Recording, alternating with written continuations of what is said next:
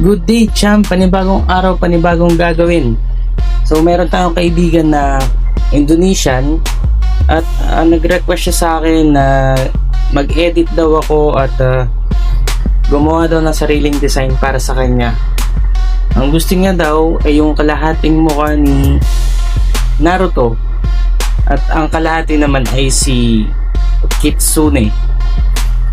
Hindi ako familiar dito pero naririnig ko na itong ganitong palabas. Ito ay isang cartoons na manga, hindi ito yung manga na kinakain natin. Ito yung isa sa mga Japanese na palabas na sinusubaybayan at marami ring episodes at mga ewan ko kung may season din to.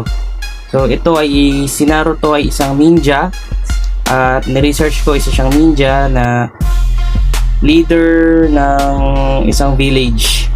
So ayun, sa mga kababayan natin, mga kaibigan natin na nakakilala at follower nito at laging pinapanood to, ay sila na makakapagpaliwanag yan kung sino man si Naruto. Pero maganda to, lagi ko nakikita to.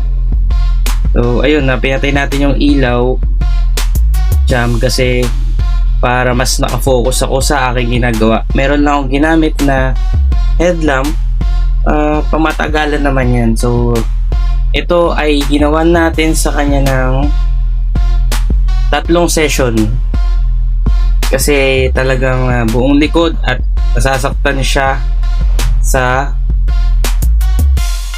bawat tusok ng karayo. Ginawa namin to ng gabi after ng trabaho niya, then natapos kami hanggang sa umaga na ang madaling araw, pero maganda naman yung kinalabasan at inuna natin yung lining dahil yun ang ating basihan, and then saka natin gagawin kinabukasan. Tulog muna siya, then gagawin natin agad to ang shading at yung mga part na kailangan nating i-darken. So yun lang, salamat. Pag may mga tanong kayo, idol, message lang kayo.